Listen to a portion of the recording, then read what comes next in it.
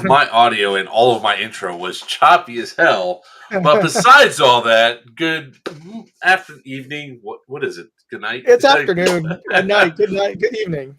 Hello, everybody. It's Tuesday. It's actually Wednesday. It's from the Bears. We had to push this back an entire day for two reasons. One, I had to cancel flight, and two, I would love to have Moondog on here. And here, let's just throw this around a little bit. There we go. Feels a little better that way. So I'm Joker of Players Wanted. With me is Moondog from like 5 different YouTube channels, but Moondog Industries. And Ian Sonic Conley down there from New York City Airsoft. And I don't know if we're going to be joined by Wiener later on tonight. I hope we are, but we'll see if he shows up. But tonight we're going to talk about the Bad Blood 2024 event. Go over all the good, bad, ugly, and muddy. How about that? So how is everybody tonight? Tired, but happy that we had a great weekend, and also happy to be back home with all the travel craziness. Oh, here we go. Hey. And it's not a party till he comes out. Wiener from New Breed Airsoft. Hey, how's it going, guys? Yeah, fashionably late as per normal. Yep. So obviously Wiener's the other co-host of the show here. Let's talk about some. So was your travel okay to go home there, Moondog, or did you get screwed over like I did with flights? Well, I got. And don't mind me. Okay. Oh, I'm sorry. Did I have the wrong mic set up? I didn't know. Oh. No, I was just turning it off. I was calling for a drink. Oh, no worries. From my driver.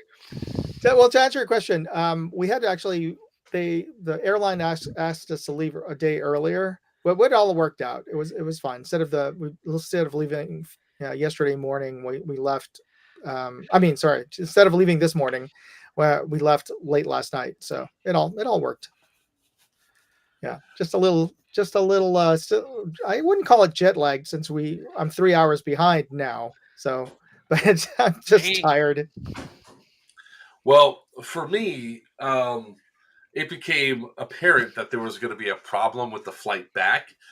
I showed up to the airport 4 hours early. Not that because I really didn't have anything to do. I just wanted to get there and drop off the car, get ready, make sure that everything got on the plane and all that. And when I walked into the Westchester County Airport, it was packed full of people. I was like, this might be a problem. And I sat down. I started doing stuff on the phone. And all of a sudden I heard a call for JetBlue to Palm Beach is looking for 6 volunteers to give up their seat because they are overloaded. And and they were offering $800 in future travel credits. So me being a smartass, I yelled out, wait for 1,000.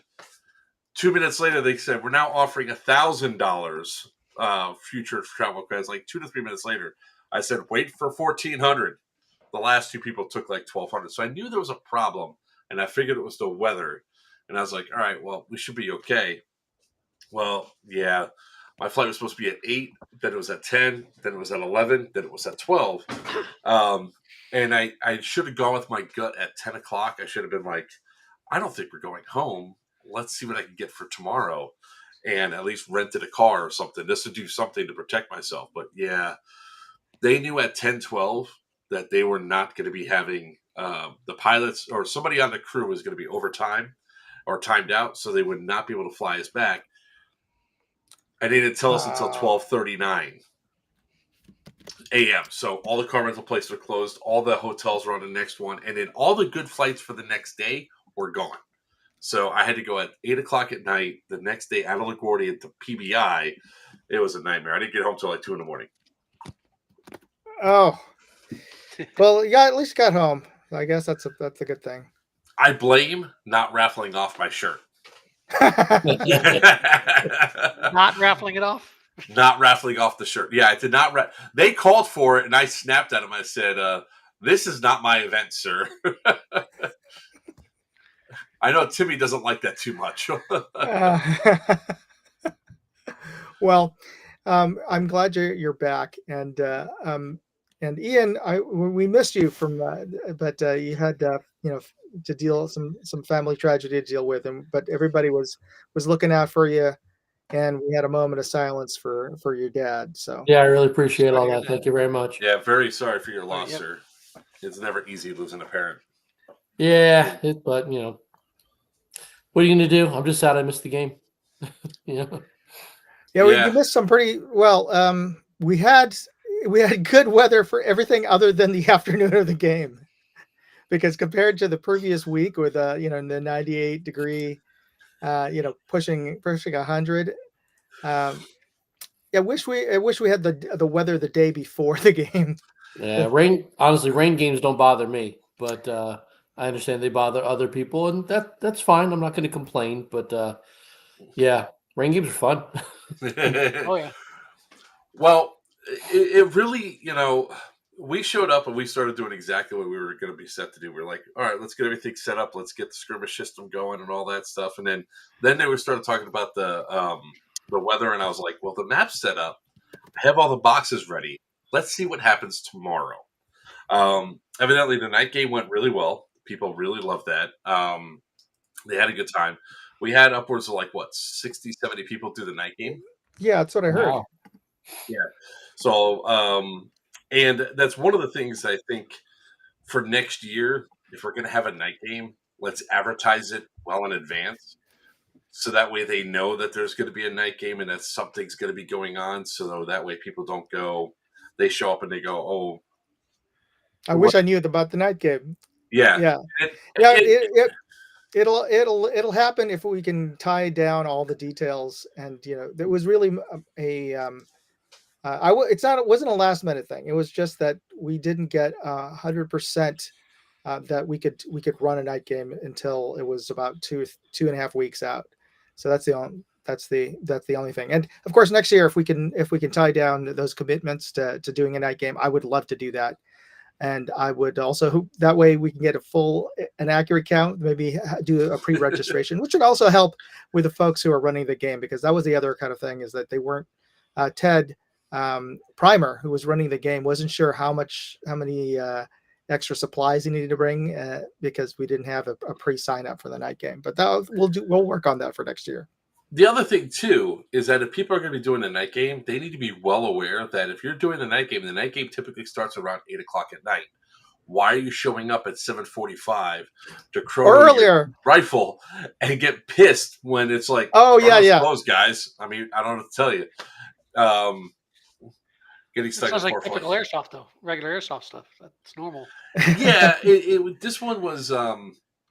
But for a night game, it's you gotta show up for chrono on time, just because it's hard to find where everybody is or where everybody's kind of located. Once the game starts, it's not easy to join in once it's going. Yeah, and our chrono staff are volunteers that typically want to play in the night game.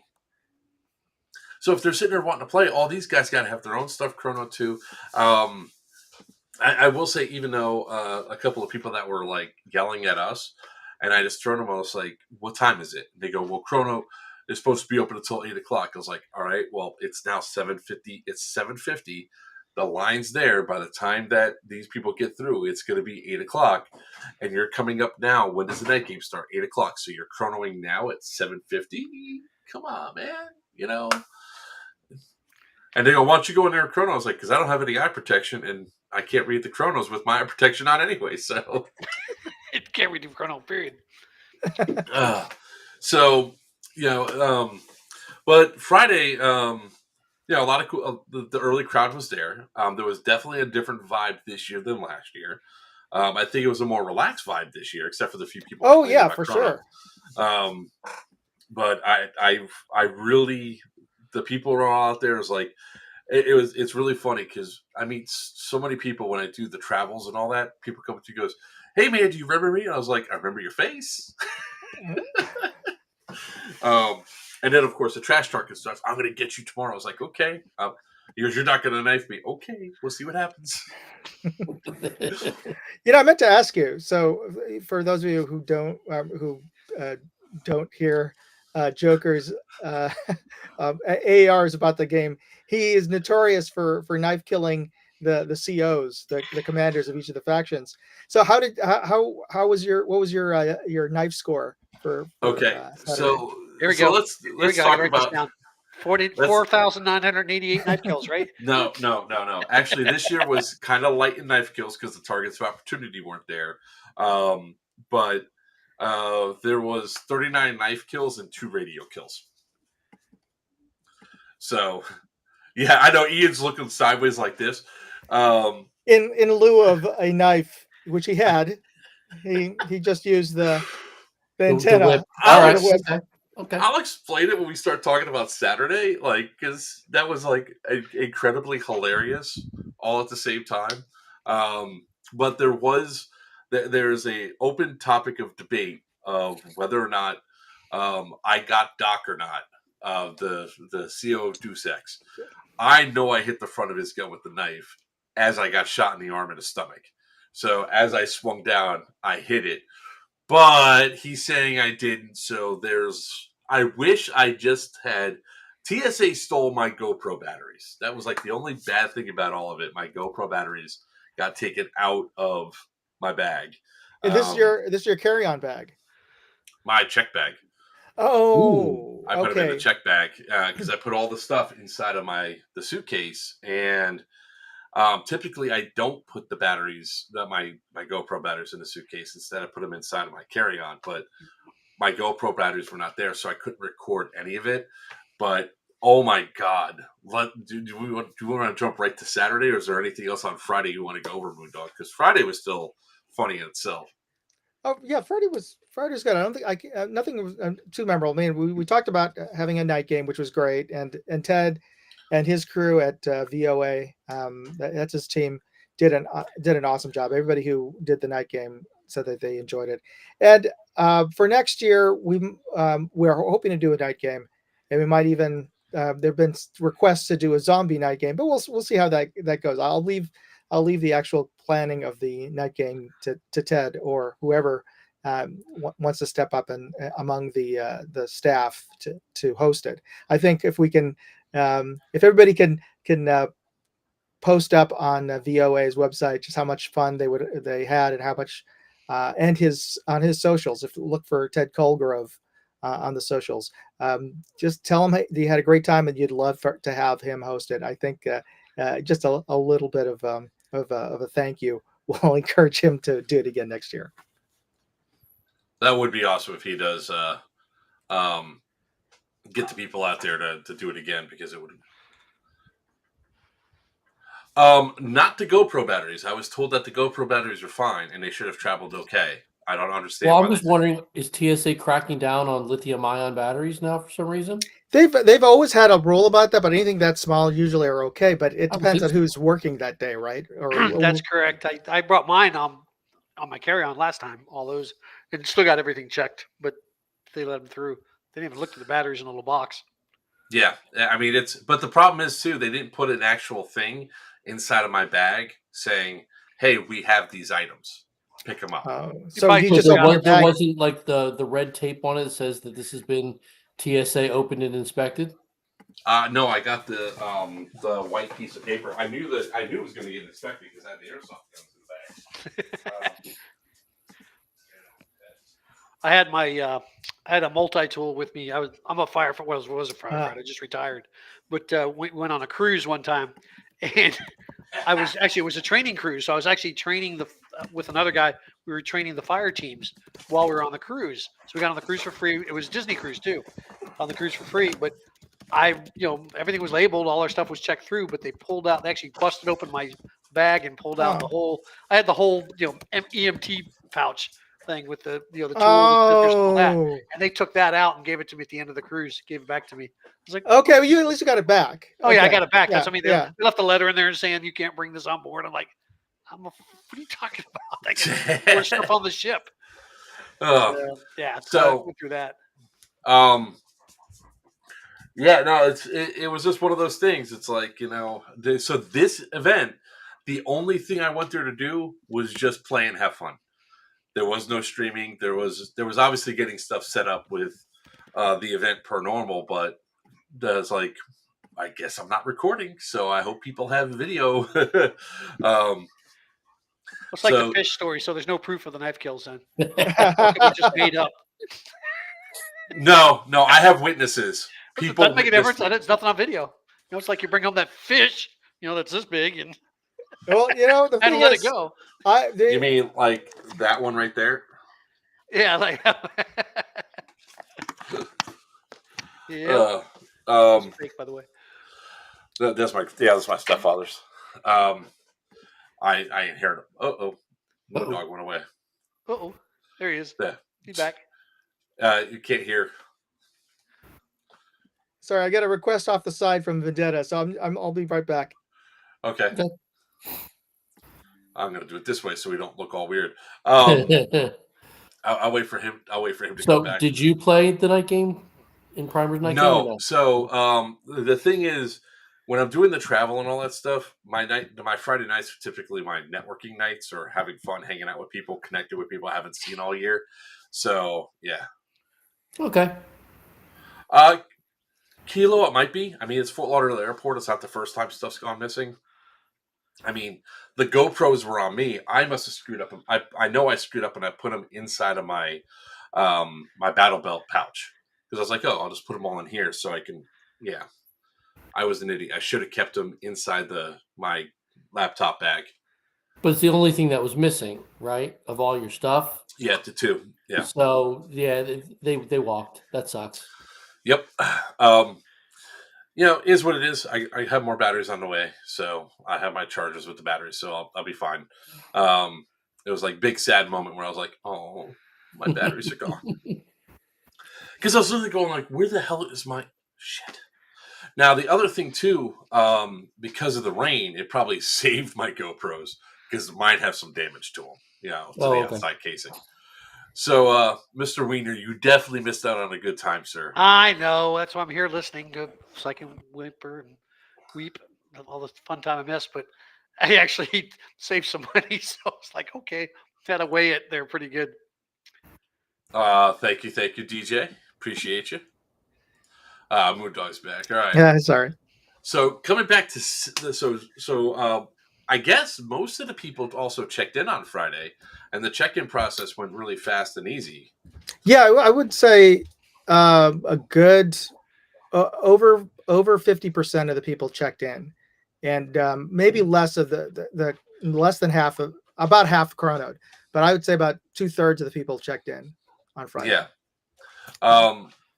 So on Saturday when we got up, I mean, as soon as we got up to the site, we knew there was going to be a little bit of a problem because it was already wet. It's one of those things that how you go into events and games, your mentality that you put yourself into when you go to do this stuff really determines on whether or not the rest of your day is going. I looked at it, I was like, well, boys, it's not going to be hot today. We should be good. We should be able to go. Just be careful how you run because there might be some water and stuff on the field. So that we had a new respawn way to do it this year, which was a challenge at the start. Let's just put it that way. Marxist made 8 runs before we could secure at least 8 respawns before we could secure that first flag. Like the first flag point that was inside the airfield past our initial spawn point. I see. Yeah, okay. 8 hard pushes to finally get it, which we started to get pushed by green on one side. We had tribals in front of us fighting at the flag, and we're like, all right, search for that damn sample. I was like, where the hell's the sample? It's got to be around here somewhere. There's tribals over here. No, the sample's way back because you guys just had them defending the flag. I was like, this sucks. So was the biggest resistance from the tribals? For our first hour play, it probably was more like 6 respawns. I don't know because I don't have the thing in front of me. It was quite a few that before we got up to that spot. We had a huge amount of resistance because of the numbers. Marxist and black shirts merged forces, and we were still like the lowest numbered faction with the 2 of us. I think it was like 84 to like 154 and 130 something, respectively, right? Yeah, and it wasn't necessarily the numbers that caused the merger. It was because there was another family emergency with the CEO of I was going to step up if we needed to. I had the fanny okay. pack on me already. It was more along the lines of we had like 30 Marxists at best. So yeah, it was a challenge. And usually the tribals. Well, I don't know which particular team defended that particular CCP, the flagpole at that time. So I don't know how fierce. I mean, obviously they were. The fighting was we were up against I think 3 LMGs. Oh, okay. So that was not intentional on I think anybody's part. It's just the sort of the luck of the draw. So you have a fairly aggressive defending OPFOR and a relatively small team. So that would just the situation was. But we'll get into this later. But based on this input for sure from Saturday, we'll be changing some of the positions of those CCP flagpoles. Oh, it was hard. It was a hard push, and the funny thing is like Marxist has a mentality of being just a brown tide, right? We just push across the field. We don't Phrasing. care. Nope.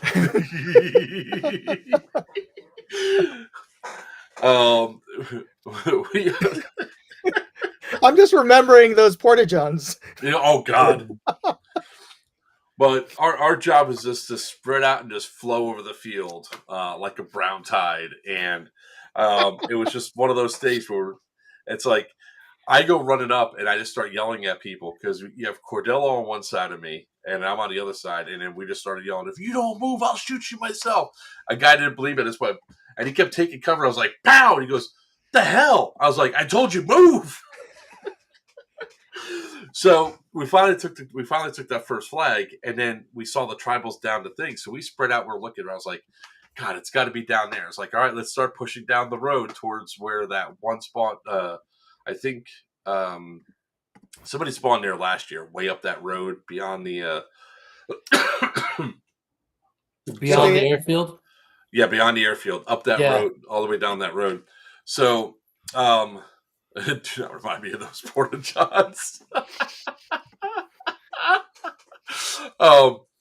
So I said, screw it, let's go. Let's start pushing down. And then all of a sudden they start. So we've done at this point, we had to have done 7 or 8 runs up to this spot.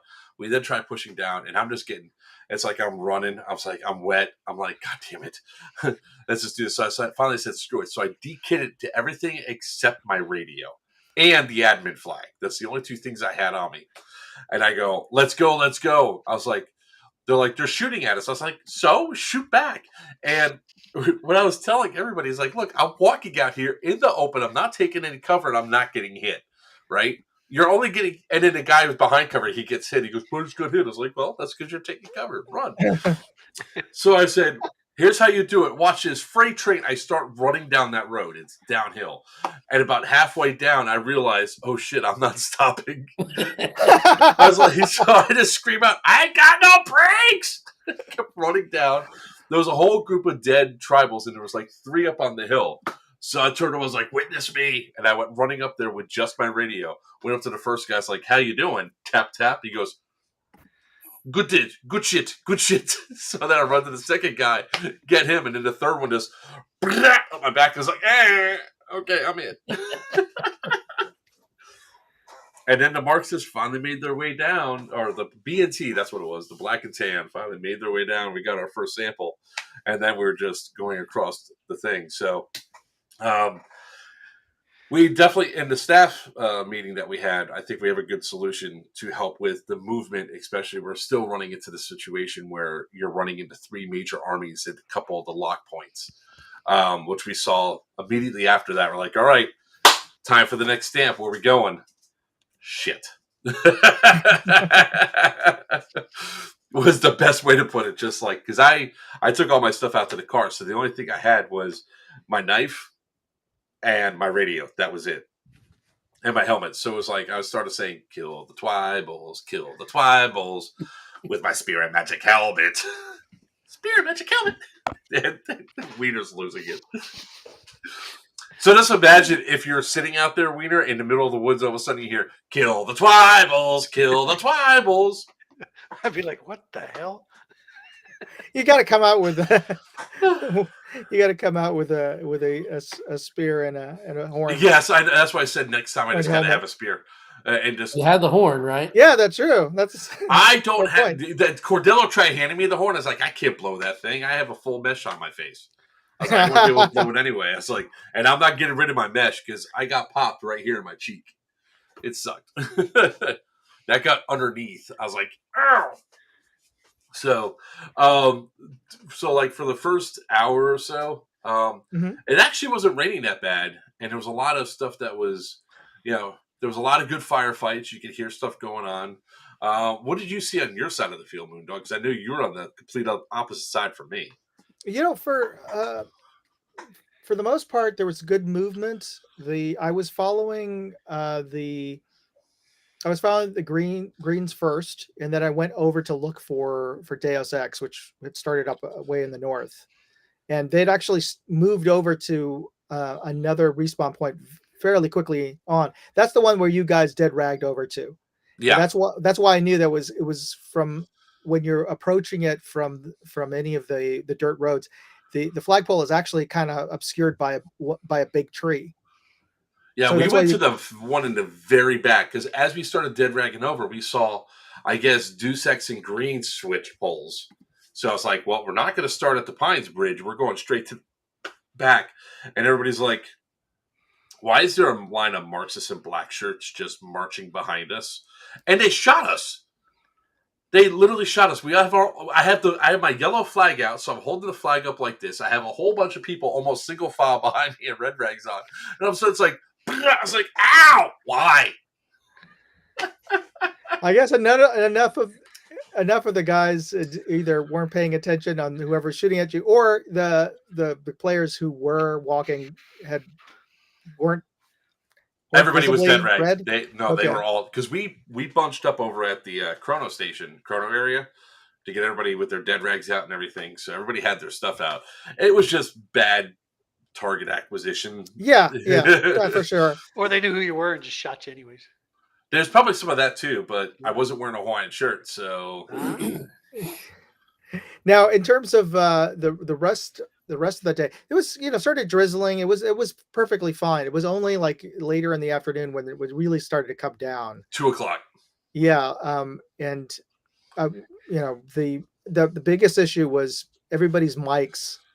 Too many of the embeds and the tribals mics started failing. I couldn't hear I could hear they were broadcasting, but it was just too choppy, and it was. That's because a lot of those guys had like either shoulder mics or they had the ones that went inside their ears, so it's a little push to talk. I did not. I had mine in my pocket and I just took it out using it because the Balefang one is waterproof. So you heard me crystal clear. So yeah, it was great because it was the first time that it ever happened for Marxists where we retreated, like a full on retreat after we're pushing forward. Yeah, because when we went to the backside of Pines, we put our flag up. We then pressed the tribals immediately, and I guess Green says, "Screw it, we're going for Marxists and the black shirts," and they started pushing the tribals for the other end. So we went up, we found the sample quickly, got all 3 of our stamps, and I was like, "Move out, back up, let's go. We got to go this way." And they go, "Why?" I was like, "The sample's over there. It ain't over there." Yeah, and then we just pulled off, and the first time, like a lot of the old school Marxists, like, wait, we're not dead and we're falling back. What is this? Yeah, it's against protocol. We don't know there's movement, but it was kind of awesome because we then shifted and went away, and then the tribals just engaged the hell out of Green. And I will say this year there was a lot of better hiding of the samples. It was hard to find some of those samples, for sure. Yeah, the one over in the Pines was pretty easy to find. It's always easy to find, though. That's their intention. They don't make it hard on purpose. They want to engage you. Like if you can defeat them, you've earned the stamp. That's kind of their mentality over there. And then the one that we then walked all the way over to the backside of the north trailhead Mhm. That's like the next part that we took, and then because we were just looking for stamps and all that, and then we ran into like one of the first real problems that we had Which is?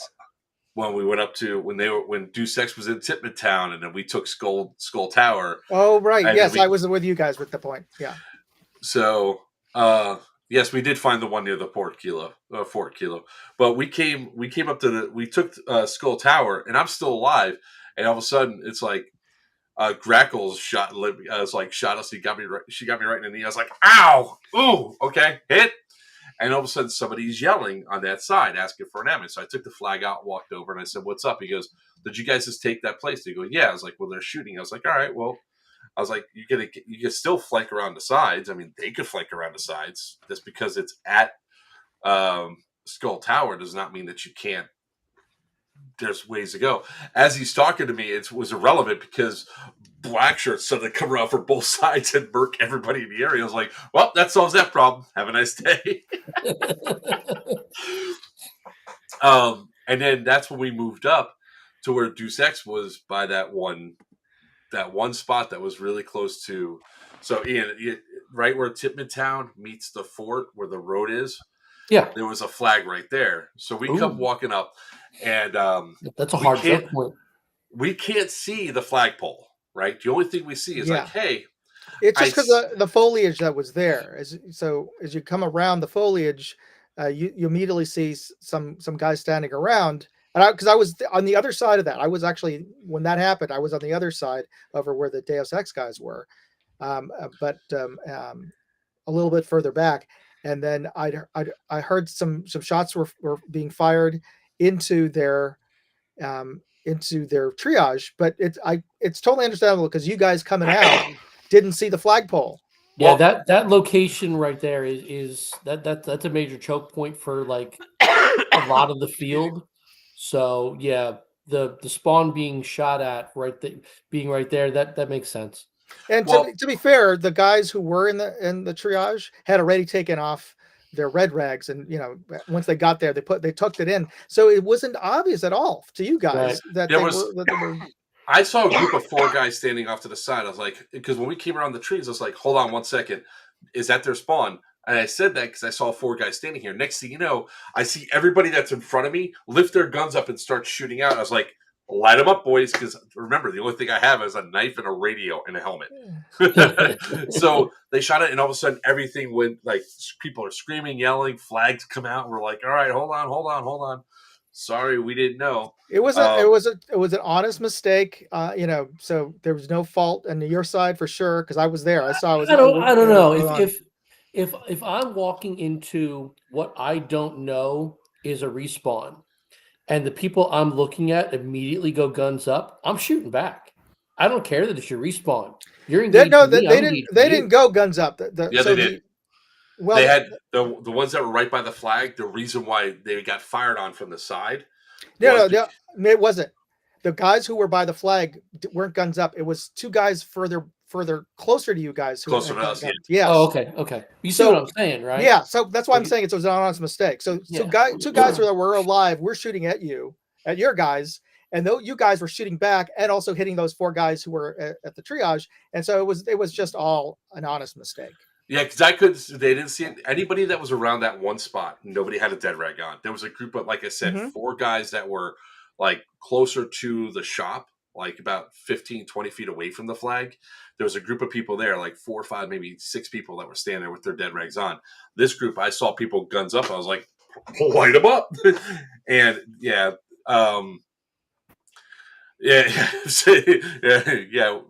Let's see here.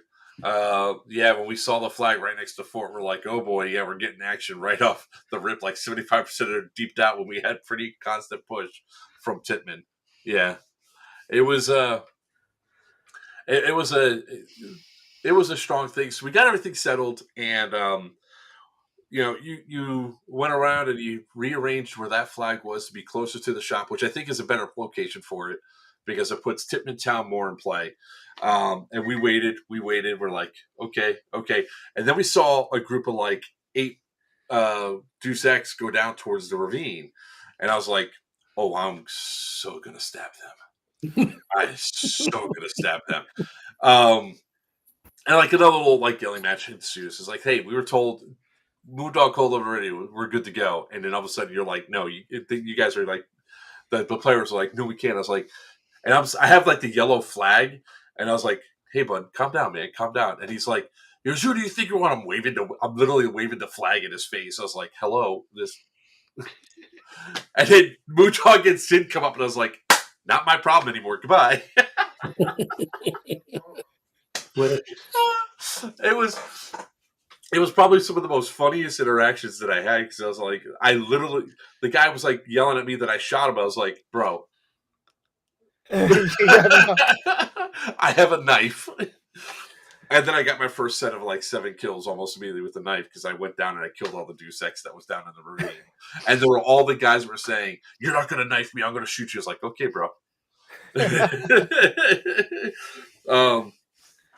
And then that was the other thing too. I think moving forward, that ravine, that bowl that's behind the airstrip, should just be taken out of any other location. Just take it out. It's too steep. What? This is the slope that goes down into the proper, like the really treacherous part of the ravine. Yeah. That shed down there. Well, no. That was out of play. I'm talking about just to the south of it. Yeah. So that's a sort of a. Yeah, it's a steep grade down, especially like the last 3 years we've had nothing but weather when it comes down to this. That was like, I went down there because the sample was not supposed to be in that ravine area. Right. Or like, so I went down there to talk to him, and then I have my boots on, and I'm like, I am slipping and sliding. Oh yeah, going down. I was it's a great cut through point from going point A to point B on the eastern side, but my only issue with it is it's a radio dead zone. It's also getting more and more treacherous, and we took out underneath the power lines all the way down. You can't go through there. It's been taped off. So there's no more of a cut through. And if we have similar numbers to next year, I think everything was fine. The only thing that really threw off movement from Airfield over to like Tippman Town was how much more stuff was taped off this time than last year. You know what I mean? Like, he had taped off more of his the Chrono area stuff. You know what I mean? He's got all that stuff out there, but then he had taped off more areas. So it's like, bro, we only have one, maybe 50-yard wide. Oh, from the Chrono over to the woods. Yeah. Yeah. So he had all this, and there's none of this on Tim. It's just a matter of just addressing like movement issues. Yeah, I gotta ask him about that, because I didn't ask for that area to be cordoned off. I don't think he wants people walking through the stuff for his Chrono, which is fine. Oh yeah, that makes perfect sense. Yeah, he went further out though. Too much of it. Yeah, that's what I mean. Bottleneck that doesn't need to exist. Yeah, that's what I mean. I didn't ask for that extra beyond that so I'll have to find out why that was the case and make sure that doesn't happen again. Yeah, because that bottleneck was pretty extensive, and there could have been a firefight to get out of it. I'm sure that. But the problem that comes up with the way the new mechanic is, for getting the flags, if somebody has that one flag there, there's no getting out from the airfield without dead ragging to another location. Okay. That was like the only real issue that came up with it. So, but other than that, I mean, after we got all the samples, we went head hunting, and that was a lot of fun, because there was definitely some things going through. Now, the one thing, excuse me, my throat's still messed up. Oh, okay. We had guys that were like, they would hide behind cover, and then I said, if you don't move, I'm going to stab you. And one guy goes, no, you're not. And I just went, you're dead. So my understanding is black and tan won. How many stamps did you get? We got a total of 18. We also had the most stamps per. Well, I usually count unique. So how many? So the most unique is 6. So they actually they were tied with greens for them, but they had all 3 we had 3 sample collectors this year because of the smaller numbers overall. Right. So 3 sample collectors, all 3 of them had 6. Oh, good. Okay. Whereas Greens only had 1 of theirs that had 6. The other Okay, 2 so it was a tie in unique, but because they actually had more physical, that's a good tiebreaker. I like that. All right. And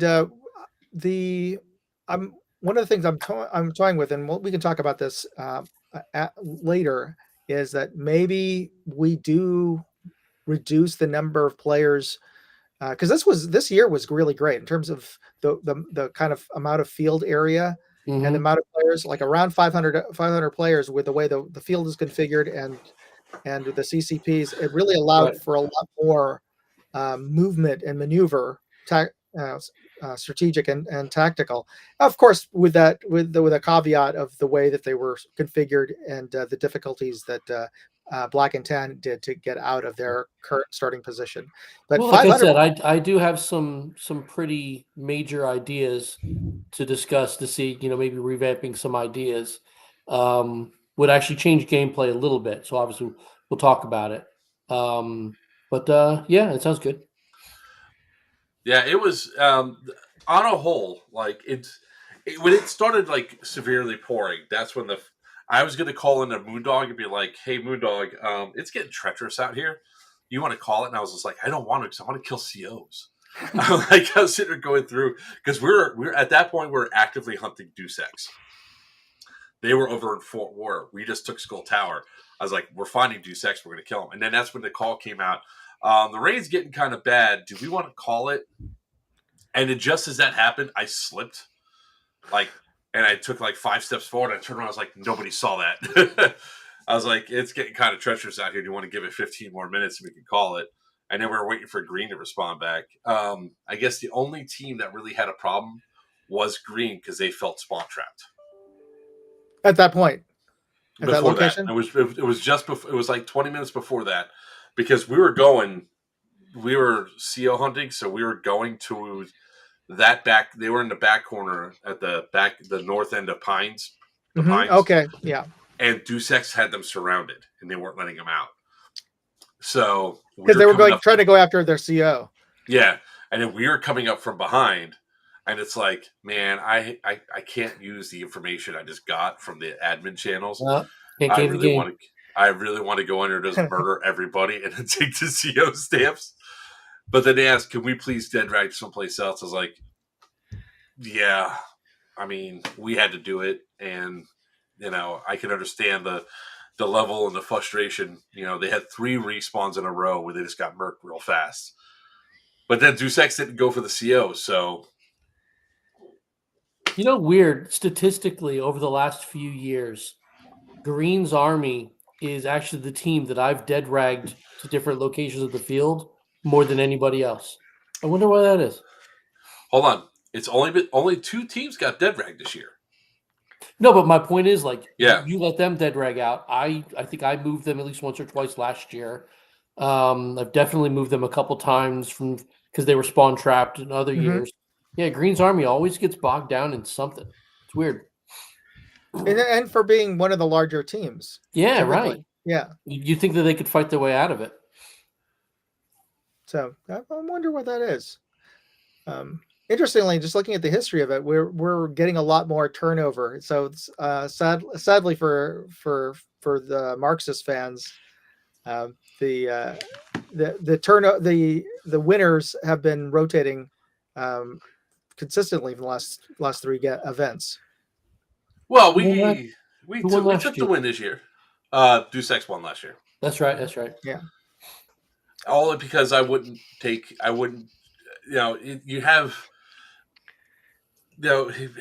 somebody mentioned it on Saturday or Sunday or Friday, one of the days before. One of the 3 days. One of the 3 days. I think it was Friday that they mentioned.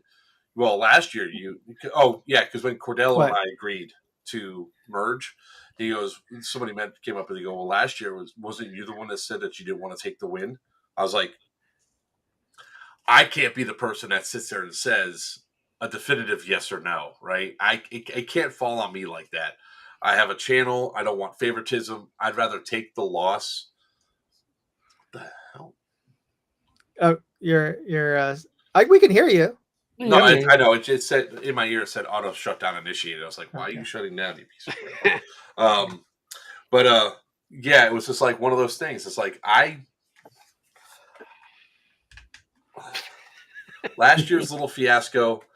I wasn't going to have the issue with it, right? I wasn't going to be the one that gets blamed by an entire side. Oh, you just stole the win for your side.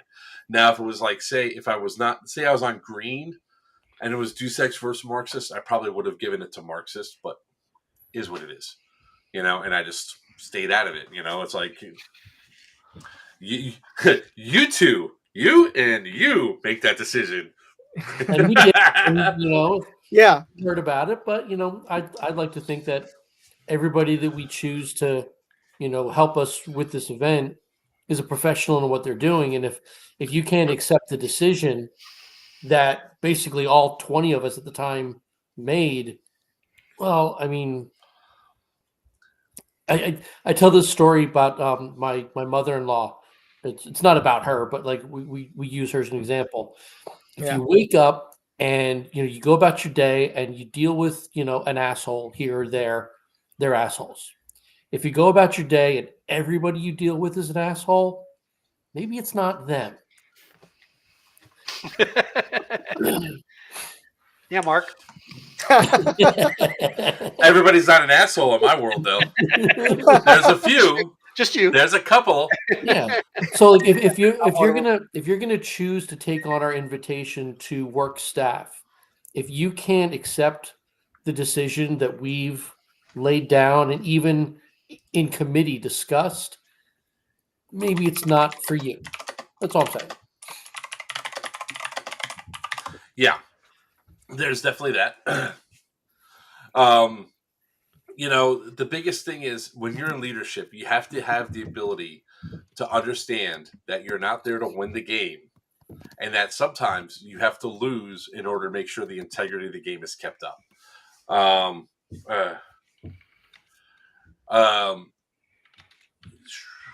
Let me. Yeah, we've all been pretty good about, and I have to applaud you, Joker, for because I knew that you wanted to be perceived to be more fair than you had to be, so that's I do appreciate that. Now for on Saturday, actually I should point out to you, Ian, the 6 stamps are actually 5 actual stamps, but they won a virtual stamp from the night game. So wait, why was there 5 stamps and not 4 stamps? Because everybody has their own CO stamp. Right. So four samples. So they got. I should say that CO stamps. So they got 5 stamps plus they got a bonus stamp. So when I counted the 6. Oh, I see. Okay. Yeah. Okay. Mm-hmm. So you did not get 1 CO, is what you're telling me. I don't. You know what? I wasn't sure because that's the other thing. I didn't track as to which of the stamps were actually collected versus COs. I don't know if they got a CO stamp. One of the other difficulties with the rain and everything, it kind of made the stamps kind of hard to tell which one was which. Yeah. I could tell by the colors, but some of the way I designed the stamps to be different shapes too.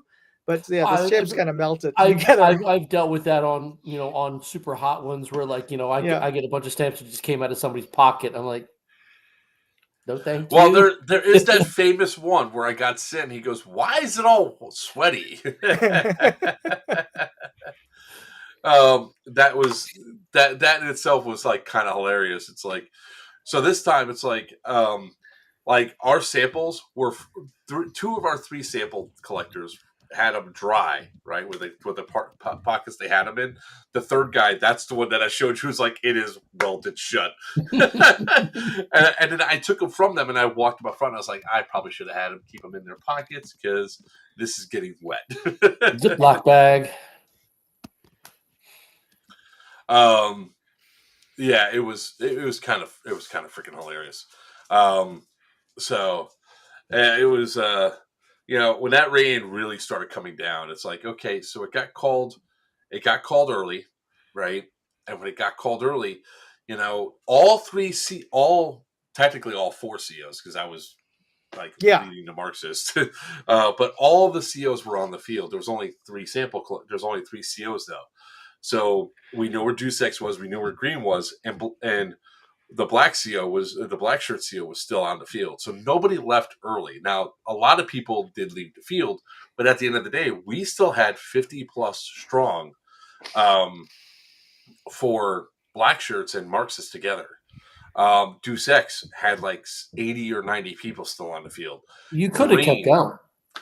The biggest issue, and I think Moondog's going to agree with me, the field was just getting treacherous. People are Oh no, falling I'm not denying that. I'm just saying because a lot of things I'm reading, oh yeah, everybody walked off, blah blah blah. Clearly, that's not the case. Like if weather about half overall if weather players. was still permissible, you had a game still. Mm-hmm. Okay. Yeah. So there was there were even if half the players did walk off, but I'm saying it's to your point. Even if half the players did walk off for whatever reason, that could happen with hot weather as well as rain.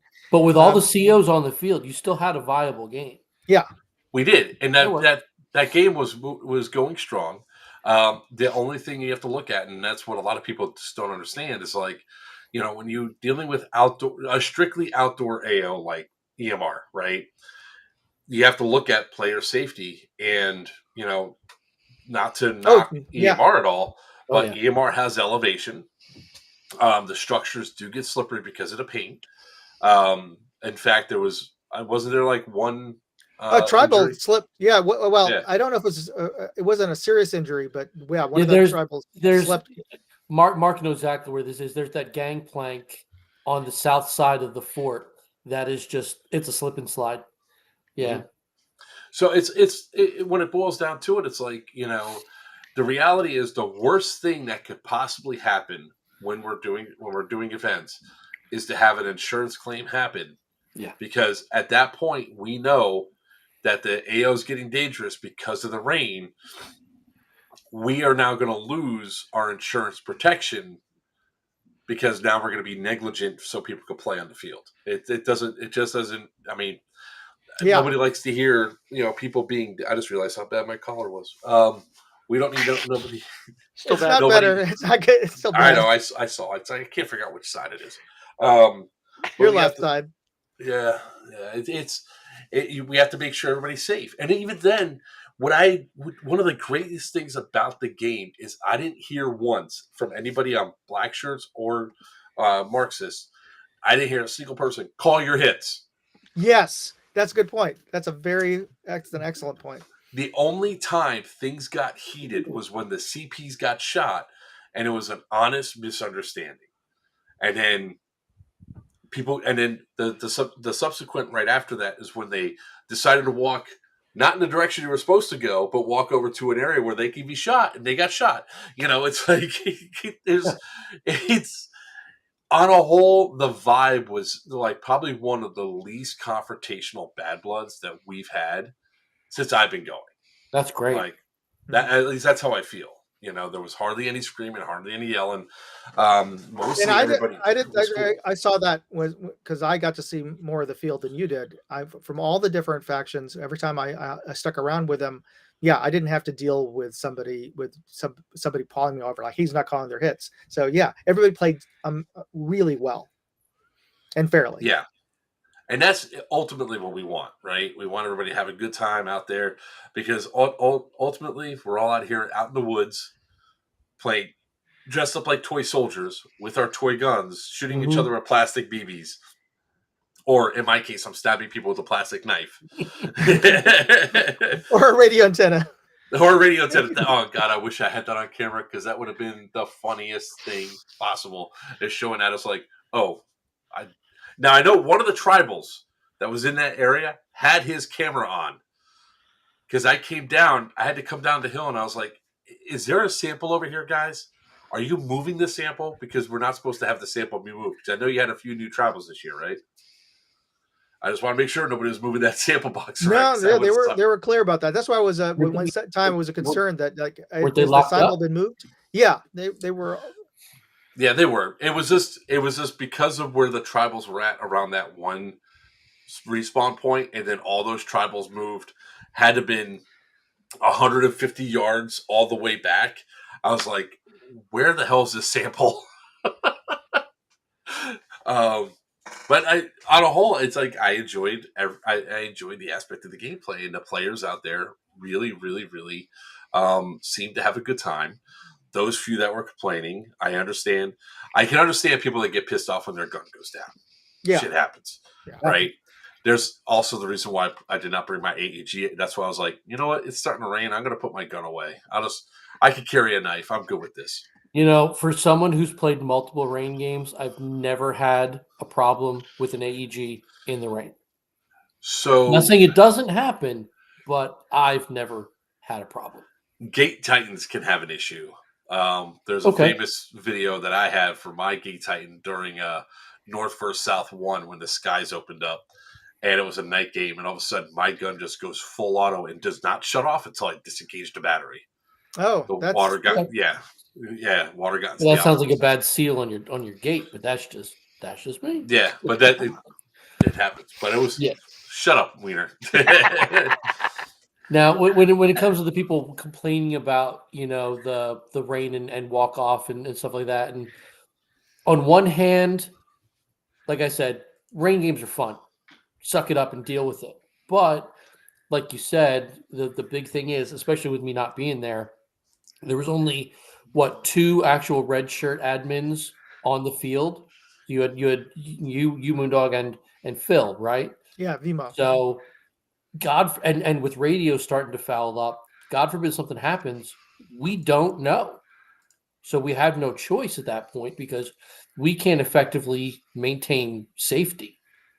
So there's no choice at that point. I get it. You know, if it was a smaller game, a little more like self-policing, then, you know, whatever, you kind of deal with it. But it's not like that. You know, we have to have some kind of communication at all times, you know. Need a beer. And that's exactly the thing. It's like, come on, guys, you know, you're gonna sit there and go through and I see you there, Grackles. I really do. Like it's one of those things of just you want to explode and be like, are you effing kidding me? But at the same time, it's like, look, I get it, you didn't have a good time, but for $60, you had the potential to play 3 days a game. Now, if you went home because your stuff got damaged or whatever, it's like, can you really blame the site for the wind and all that taking your stuff, you know, or the rain and all that stuff? You really can. It's like there's not much we can do with an outdoor game. Like, it'll be great if we could get a location that is, you know, 1 million square feet all indoors. We don't have to worry about the weather. Not going to really happen anytime soon, guys. You know, whatever happened to GamePod? Oh, it's still there. They do have a ton of room, but none of it is air conditioned. So I've been there in the summer, and this is, even though it's in Northern California, that part of the Northern California, it easily gets into the hundreds. It's at the edge of the Central Valley. So yeah, it is not a fun time inside of there. In this, essentially was the former Corning factory glass warehouse. So it's So let's. This is actually really good. No one heard of wet weather gear. You know that people. If you've been to the last 3 Bad Bloods, you'd be smart enough to bring some sort of wet weather gear. You know what my wet weather gear was? I just put my shit inside the thing and I run around with a knife. That's it. That's all I do. Yeah.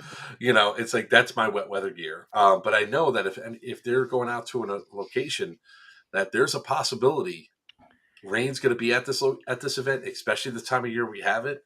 Yeah. I really don't know what to tell you. I mean, and people are complaining about the price of hotel rooms. That country inn that I was at, the Colonial Inn, was only $60 a night, and they had like 60 rooms still available. So that's surprising because I stayed there. No, I think they haven't raised their prices, so that's really good. But I totally understand. I get it from everybody else who's complaining because I had to pay more, almost 50% more than I did last year. for my hotel and for gas, and and if you've had and it took you, and I'm sure you understand it wasn't the field, it wasn't the game's fault, but if you had a terrible trip, took you 3, 4, 5, 6 hours to drive out there, and you get all of your gear that you camped out with, it's just soaking wet, and the game was called off early because it was pouring. And Ian, I should point out that, because you don't just the context of it.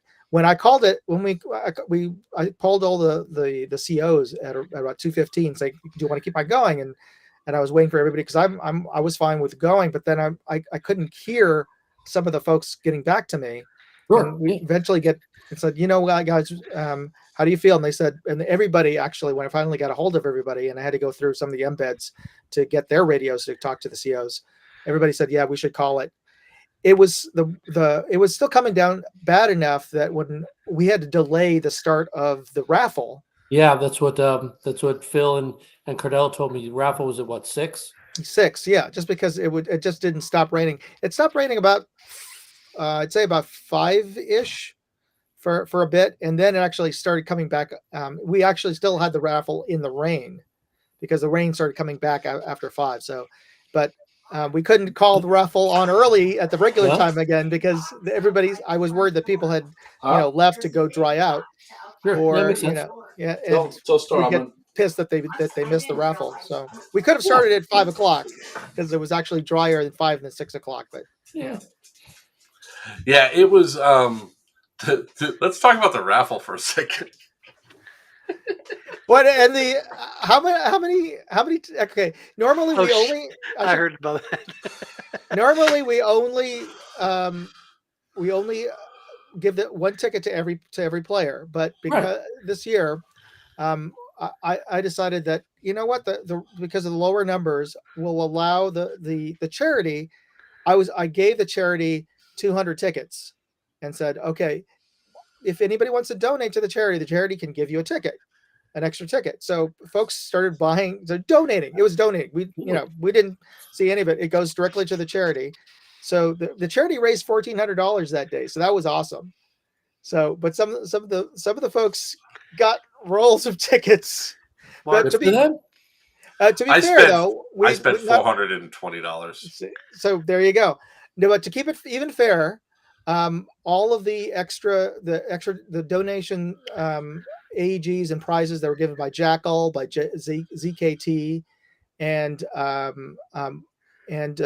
from Buck giveaway too, and Buck, and from Joker, we gave those out before, just to the numbers that were for everybody else. So you didn't have to buy extra tickets.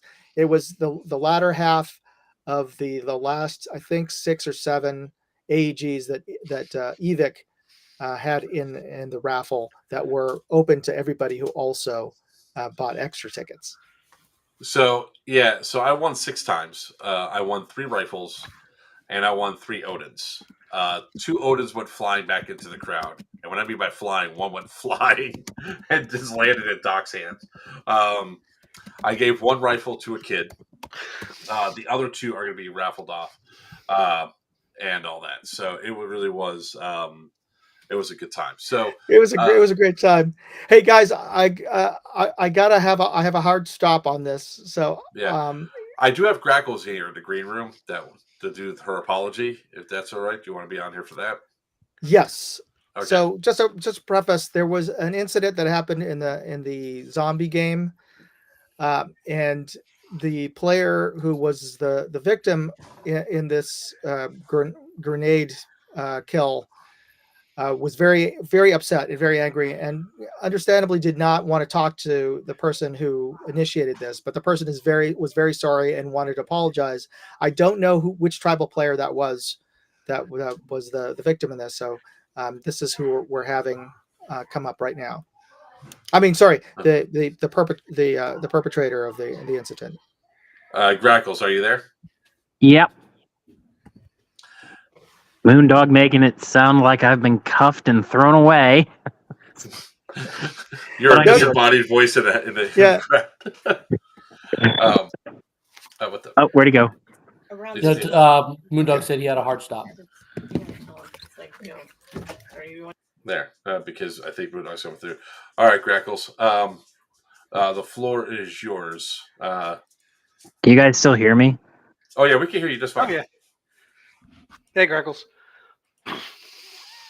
Can you hear us? Oh, maybe not. Crackles. Okay. First off, I'm just going to lead off with I'm an idiot. If you've met me, I am. But in regards to the incident, I feel terrible about it. I didn't consider the possible outcomes before doing it.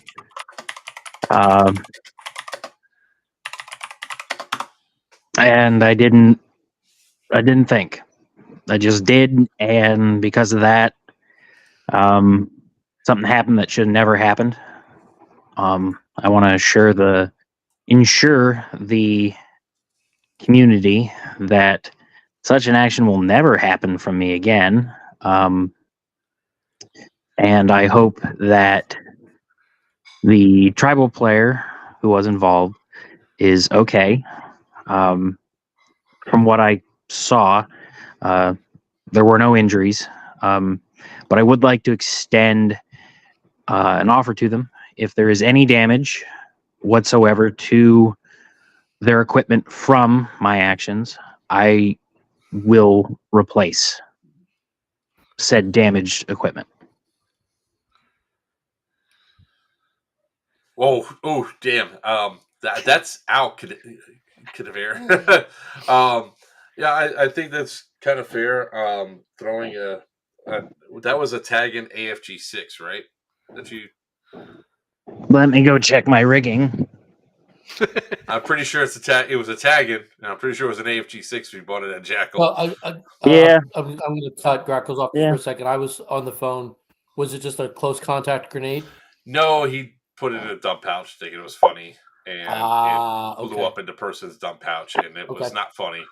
If it was maybe an EG67, it probably would not have been nearly as bad as an AFG 6. AFG 4. Pack a hell of a lot. Oh, it's an AFG 4. Even still, those pack a punch. Still, yeah. And they could certainly blow apart a dump pouch and make your ass feel a little sore, especially if it's sitting right up against it. Whereas an EG67 would just be as simple as pop. What are you talking about? Huh? They still hurt.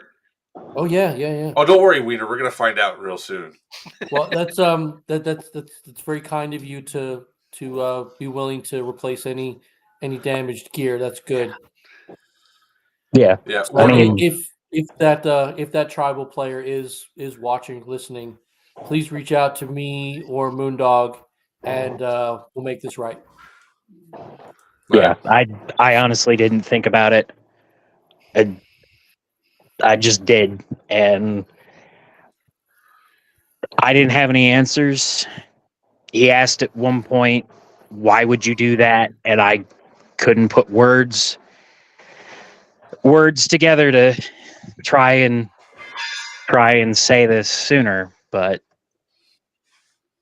probably best I didn't, because from what I was gathering from Moondog and others, he was quite upset, and he even said to me at one point, I want to hit you. And it's like, totally get it. It'd be within your right to do so. And if he had, I wouldn't have said anything about it. Just, all right, I deserve that. Because I'm an idiot. I shouldn't have done that. I should have known better. At all the events I've ever moderated or, helped with for Joker's events, first thing I'm always after whenever something happens is, are you okay? Are you hurt? What's that? And I'm really embarrassed that I didn't think about the possible outcomes before doing this. It's full on my part. I could have really hurt him, and I'm thankful that he wasn't hurt to the best of my knowledge. I'm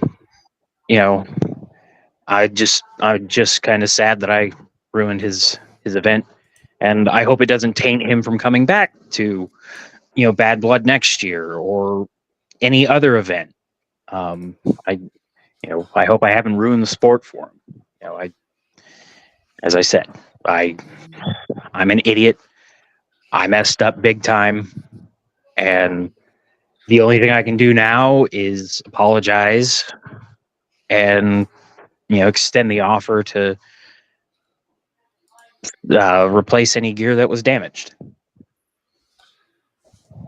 And that's fair enough. All right, Grackles. Well, I'll end this.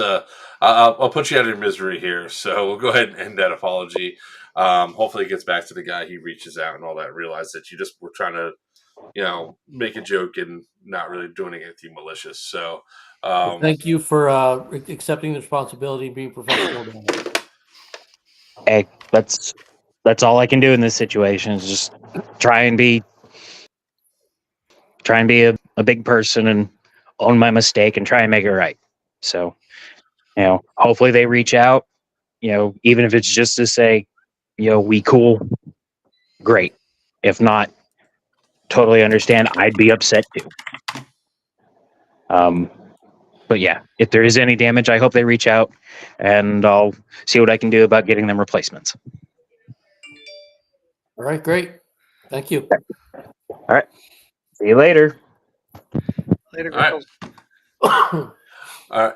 Okay. So with that being said, I mean, Way to bring us down there, Joker. Jeez. Hey, I'm sorry. Depressed now. They wanted to go through. She wanted to apologize and everything else, so that got done. And yeah, that's great. It's a shame that it happened, but it's great that they're willing to step up and say, "Hey, I made a mistake and I want to make it right." That's great. And sometimes when people make these things, they see something funny on there, and it's like, oh, I'll just do it right here. Oops. Yeah. I get it. I mean, I see the funny. I see the opportunity for the funny there until you realize how powerful those things really are, and you're like, it's too late by that point. You're like, oh shit. But yeah, it happens. Yeah, sometimes it's like the AFG4s in particular. Like if it's an EG67, I mean, I've had them blow up in my dump pouch before because I booby trap myself when I'm Nikolai. And I'm also assuming, I'm going to assume that this tribal, even though there was possibility for injury, was probably more scared than anything else. So the first thing you're going to do is just kind of get a little freaky. You know what I mean? Is this tag and 6-boom vest acceptable for Yellow Dog? That's your call. It's your channel. Is that K DeVere? Yeah. Yeah, it's K DeVere. Yeah. Figures. Put a hole in a wall, do something like that. What's going on out there? Hurricane. Hurricane mom in the kitchen, man. Holy crap. But look, it's like, would I drop an EG67 inside a Wiener's dump pouch? Yes, absolutely. 100%. I would. Yep. Would I do it to a stranger? No. And that was where the mistake happens. Did I have somebody drop an EG into my dump pouch before? I have, and it exploded on my ass before. Cardello had a Thunder Bee go off in his pocket once, and it ripped his pants to shreds. Yeah, I was Yeah. at Dark Horse event. That was just a Thunder Bee, in my dump pouch full of baby powder, and it went off in my dump pouch. White cloud comes up over my head. Or like Bad Blood, I think it was last year maybe. There was a guy that somebody threw a tag in, and it went right underneath the guy's butt and exploded. And I call it the Ass Blaster 3000. Oh God! I was like, "Oh, watch out!" And he's just like, "Oh!" Drop one of the Porta John vent. Trust me, interesting. No, we're not going to do that. No, we're not going to do that. The guy? We were at the event where the guy got stuck.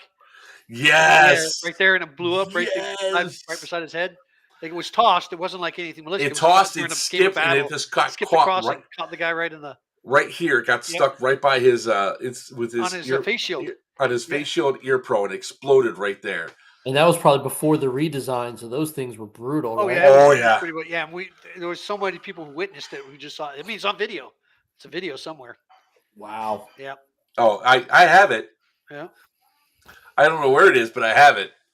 Bad Boom is what I think I called it. Call it Bad Boom. Yeah. Yep. He was okay, but he was on the ground for a little while.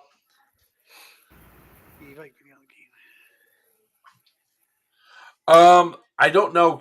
Kyle asked Mark's batteries are stolen, so you ain't getting anything from Mark.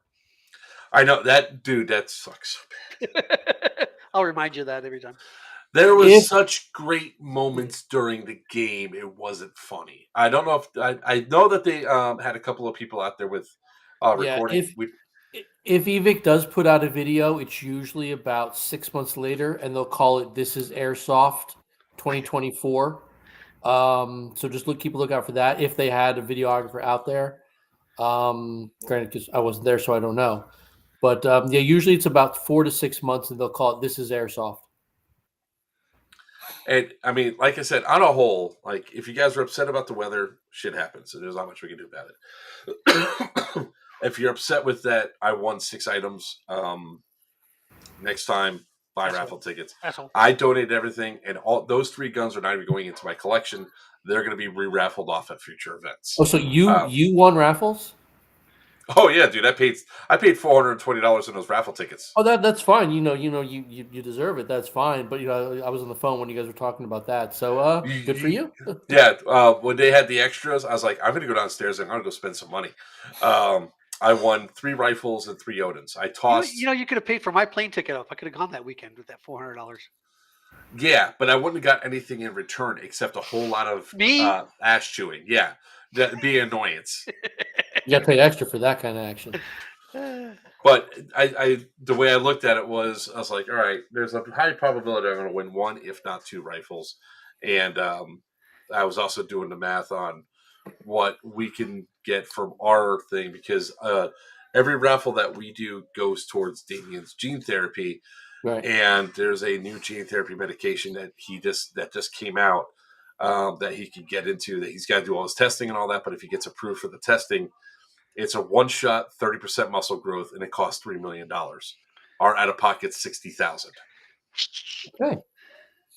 So keep 1 Odin and raffle off the rest. I did keep 1 Odin. I tossed the other 2 out into the crowd. Okay. All right. I was trying to make sure I did not get mobbed by the masses. Those things are like hen's teeth sometimes, and they're worth it. So yeah. Yep. I own 3. I get a rifle. I give a hawk. I didn't know what that meant until like 3 days ago. I think it only happened within the last week, so you're not that far. You're not that far off the books. No, it's been going on for at least 3 weeks, bro. Not that long. Nah, it hasn't been that long. Oh, trust me, I've been seeing a hawk for 3 weeks. Yeah, it's been out there. I just didn't know what it meant. Now I do. I feel stupid. Anytime that there's a viral video going around on TikTok now, I go and look for the original source, and I just went that's fucking hilarious, because she asked multiple questions. They asked her multiple questions. Oh yeah, I saw the whole video. And then she just goes, you just got to do that. Now they got a song to it. Yeah. But, it was funny because on Thursday, before I fly out to go to Bad Blood,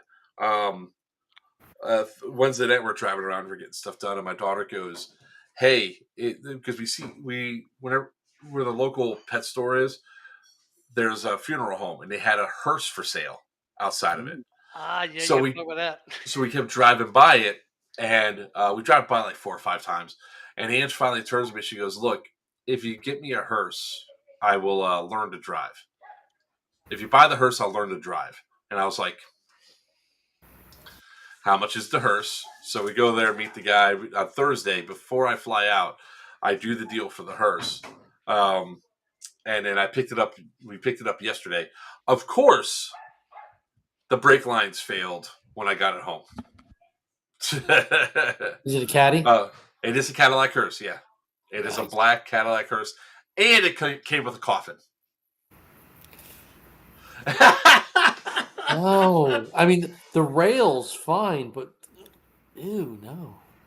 Actually, no. Now that I think about it, that'd be a great way to transport stuff and just really freak out people when you pull into the parking lot. Oh yeah, yeah. I mean, it drives like a Caddy, nice and smooth. But we went to go take it to the car wash place yesterday. pulled into autos to pull in because the AC's not, it needs to be recharged. And when we went to go leave, one of the metal pipes must have finally had enough of the corrosion and started spritting out brake fluid right onto the engine. So I was like, so an extra $200 later, I have all the metal brake lines coming in. So no, it's a brand new coffin. It is brand new. It's not used at all. Slightly used. What does that even mean? Corpse was in it until he went to get cremated. Oh man. But and then the next day I find out about the medication for Damien. I was like, God damn it. Because now we have to save up a lot. So when he gets this new medication, he doesn't have to take the weekly infusions anymore. So really it's like 2 years worth of his medication price in 1 year. Well, it's totally worth it, obviously. It's just Yeah. a massive price tag. Well, the biggest thing that the wife and I were talking about was 30% means that he might be able to get up and transition himself into his chair, or transition to the toilet, or transition into the shower. That's great. Yeah. For his own self-esteem, you know? Yeah. Well, I'm looking at Kidavir's comments there, and I was like, there's so much stuff I want to say, but I can't say it on the stream. That's locked in. I'll say it out loud. Let's just say he's from Long Island. Oh, okay. And his last name's Scarano.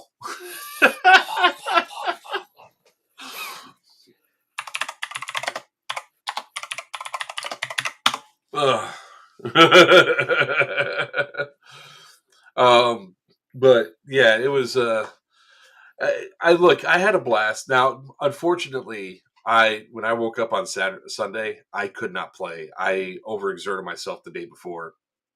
My entire left side of my body was like, "You're not running. You're not moving. You are just going to go sit your happy ass down and not do anything today." And that's exactly what I did. So yeah. So it was it really was. Bad Blood was a fun time this year. I think the lower numbers helped the game play out quite a bit. The only other thing that we really have to do is, like, I don't know if you got the feedback from how to have the flags move in the future. Not yet. My suggestion was that you can go from one point and still have the noodle effect, as long as you're in a straight line to the next flag point. I actually said that to somebody in one of the Automagic chats that one of the live streams created a while back. Was obviously I said I had to talk to Moondog about it, but like, if you're in between spawns and you start taking hits, yeah, let's go to a mobile triage for that point in time. I think it'll be better, because one of the best things about this game, and I said it before and I'll say it again, is the noodles gave this game a very unique feel with how you moved around. And taking away the noodle aspect, I think, is what got a lot of people messed up in the head.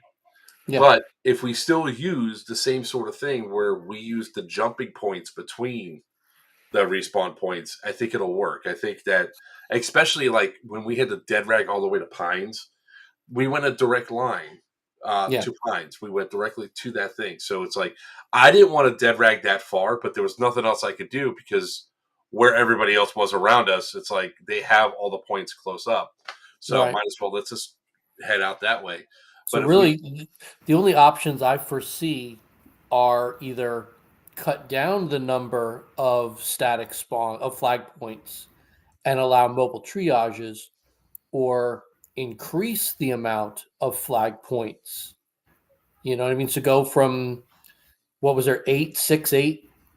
You go to, you want to go to 12. That way you're always within eyesight of a spawn. That kind of defeats the purpose. Yeah. So I think that if the number of flag points was fine, I just think that if we have where Cordello did it a couple times, we did what we call the dangerous move, because we didn't have a place to fall back to respond to. Now, we would have just been like, as admins, we're going back to the last spot we were just at, as long as they didn't get taken. Right. I agree. But it was one of those things where, and he just put the flag on his shoulders, and he was at the back of the line, and we went forward. So I think that might actually work with the same spawn points that we had, except we were going to move one, because the Pines Bridge and campsite was too close together. Close, yeah.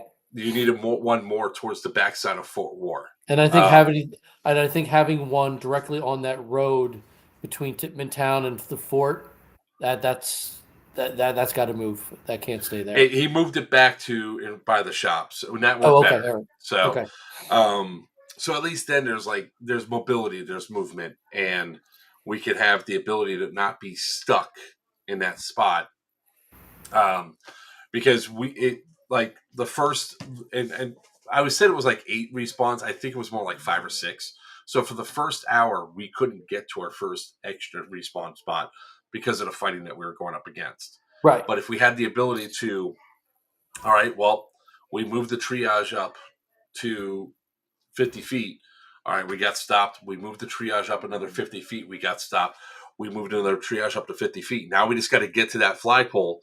Essentially, you cut out some of the respawns and actually have people feel like they're progressing. Right.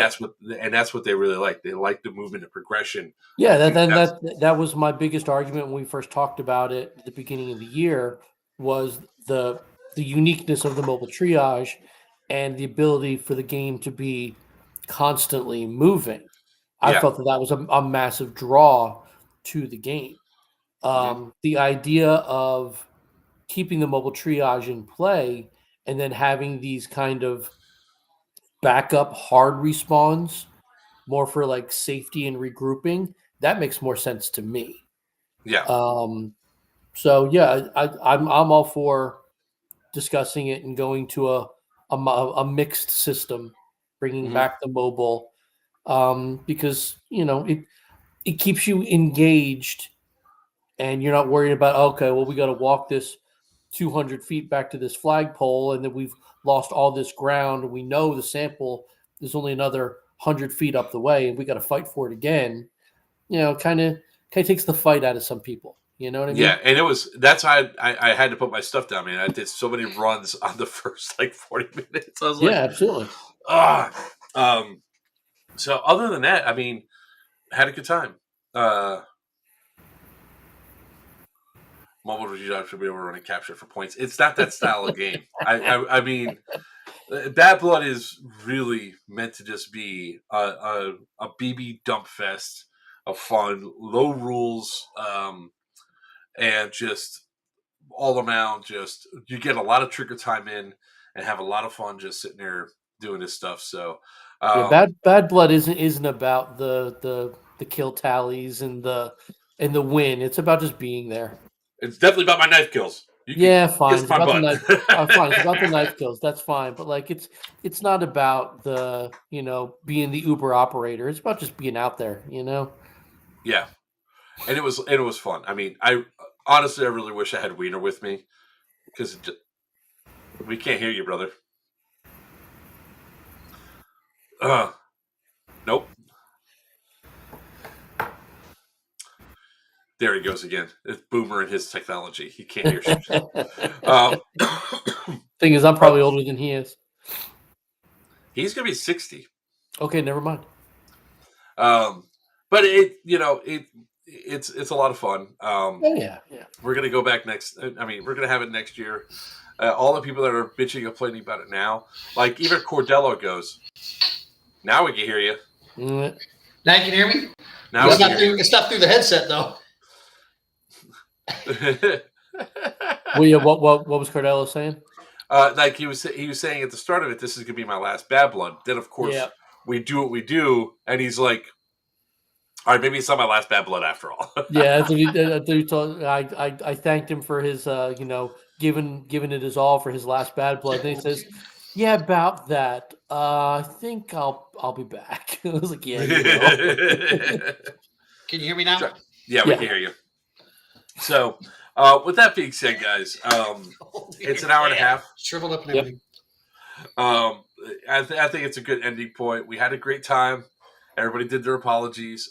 Ian, I my deepest condolences about your father, man. I'm really sorry. Thank you very much. I know how you feel. It's never easy losing a loved one. So, but with that being said, Bad Blood was a blast. Can't wait for the next one. Can't wait for the good times. Anybody else? Ian, you got any final thoughts? I mean, the producer in me literally started writing notes the minute I started getting phone calls that the game was over. So yeah, I got plenty of ideas, none of which I'm going to share just yet. Really, I just want to thank everybody for giving it their all and putting in so much hard work and so much time over the last 6 months to really make this game what it is. And yeah, thank you for everybody who reached out to me, everything that's going on with me, and just being supportive and taking over my responsibilities that I do take very seriously for this game, and just making sure everything just went off as best it could with the situation you were given. So, thank you to everybody who came, everybody who worked, and everybody who won raffle shit and just had a great time. I won a lot of raffle shit. I had a great time just for that. I want to thank all the staff and everybody that came out. That the people, Chrono, Sin, Smurf, Vendetta, Chomps, Buck. I'm trying to remember all the names, but there's a lot of people that came out there that made this go off. Thank EMR and Timmy for having us out there again. Yeah, EMR is a great friend to us, and we're gonna make sure it stays that way. Thanks to Evic for sponsoring the event the way they do. Yeah, and a lot goes into this. Oh yeah, yeah. Well, you have 3 producers right here on the stream, and we all know how bad it can be. When you guys are dealing with player expectations and weather and all the other fun stuff. But with that being said, unfortunately, it's that time. It is the time to say goodbye. So, Weeder, do you have any final thoughts? Wait. Any final thoughts? No, I'm just wearing comments?